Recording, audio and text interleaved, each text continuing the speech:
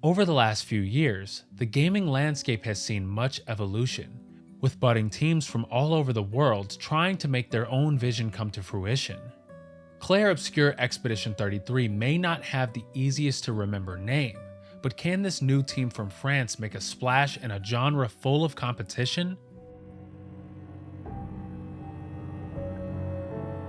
The story of Clair Obscur starts with Gustave, an engineer who lives in the town of Lumiere. Beyond the town's sea lies an ominous monolith, where a mysterious entity called the Paintress appeared out of nowhere. Every year, the people of Lumiere celebrate a festival known as the Gommage, where many people's lives are claimed by the Paintress before they reach their golden years. This festival also signals the start of the next expedition.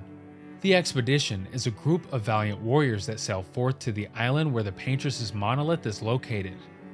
This is done in an attempt to vanquish her to ensure the Gommage doesn't have to be celebrated ever again. Unfortunately, the previous 67 expeditions thus far have ended in failure for one reason or another, making the townspeople lose all faith. Some even just call the idea of these expeditions a fool's quest, and voice that humanity should just accept that death will come to them all eventually. Unfortunately, the way the prologue introduces itself is incredibly confusing. There's this constant feeling of, am I missing something here? As if you've closed your eyes, opened a book on a random page, and proceeded to confusingly understand each of the characters' backstories, causing some scenes to lack the intended emotional impact, especially during the beginning. There are 3 acts to the story in total, and while by the tail end of Act 2, it does get slightly better, its melodramatic tone is marred by random lore bombs. This takes away from the narrative the game attempts to build.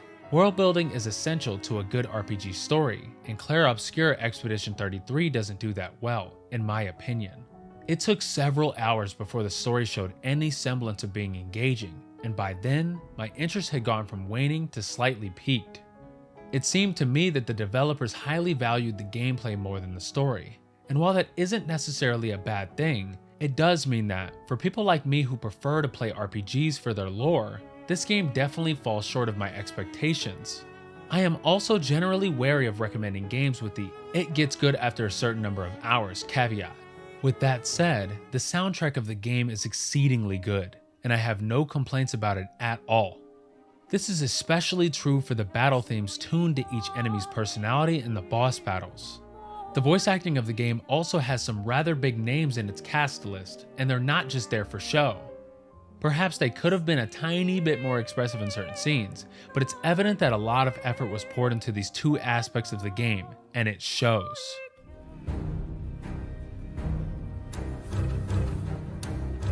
Combat in Clair Obscur Expedition 33 works in a classic turn-based system.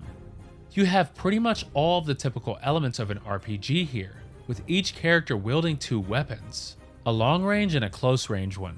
There are a number of things you can do, but every character has a limited amount of action points in a given turn. Using a regular attack will grant you 1 point, while using a skill will trigger a quick time event, similar to the action commands in Paper Mario, that significantly increases your damage if you successfully press all of the required buttons. After all of your party members perform their attacks, the enemy's turn will begin. This is where the battle system truly gives you the chance to shine. There are multiple ways enemies will come at you, and you can jump, block, dodge, and much more, with the system evolving as you progress through the story. The most important one is parrying. If you successfully parry all of an enemy's attacks flawlessly, you'll trigger a counter, dealing significant damage back to the attacker. Another system present in combat is Pictos, which are stones that can grant various passives to each of the characters. Upon clearing 5 battles with those Pictos, their passives can then be permanently attached to a character. Because of their varied effects, some characters greatly benefit from their passives. You also only have access to a limited selection of healing items in battle, so using healing skills is vital if you wish to survive. Perhaps one of my bigger gripes with this system is the disparity of damage that parry is capable of doing. Countering an enemy will deal damage that far eclipses the amount you can generally do in your turn alone by simply using your regular attacks and skills. Since the timing is unusually strict, it can make combat incredibly frustrating at times, especially with some enemy combos.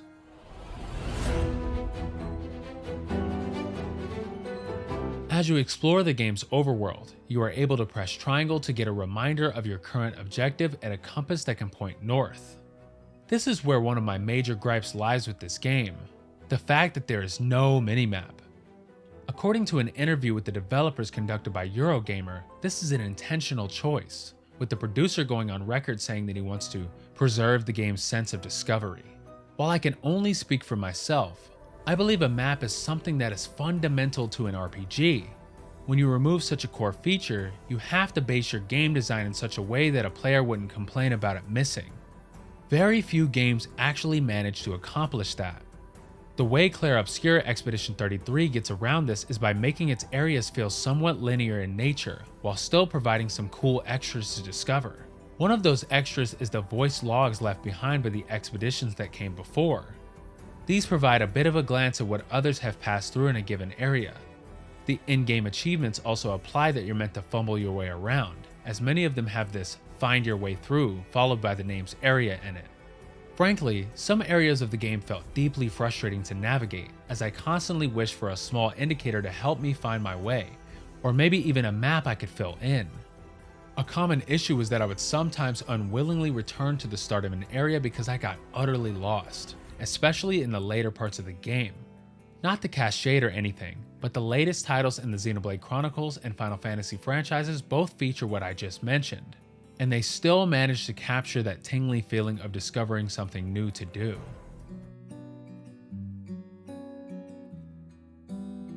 The 3D realistic art style of Clair Obscur Expedition 33 has to be one of the game's standout features. With the advent of powerful engine tools such as Unreal Engine 5, you can create truly awe-inspiring worlds. That said, such a graphical marvel does mean you'll have to face a huge performance cost, especially on PC. Perhaps the most mind-boggling part is that the game only supports 3 upscaling technologies: temporal super resolution, Intel's XeSS, or Nvidia's DLSS. Unfortunately, support for AMD's FSR appears to just not be a thing, which is a very strange choice. FSR is a technology that can help machines on the lower end, as it is more widely available. One solution if you have a lower end PC is running the game on GeForce Now. However, given how precise and strict the parrying mechanic is, you'd likely run into issues before long. So if your PC is on the lower end, definitely consider picking up the console version if you can. Clair Obscur Expedition 33 is a graphically beautiful game, that much I can say. Genre defining though? I don't think so. It's hard to deny that there was a clear vision behind Clair Obscur, and I do think the developers did incredibly well for their debut, prioritizing gameplay over story and offering it at an accessible price. But at the same time, I can't say I'd recommend it or say it's a must play, even if that makes me the outlier in this equation. Final Weapon is giving Clair Obscur Expedition 33 a 3.5 out of 5 stars. Kepler Interactive provided Final Weapon with the Steam copy of Clair Obscur Expedition 33 for review purposes.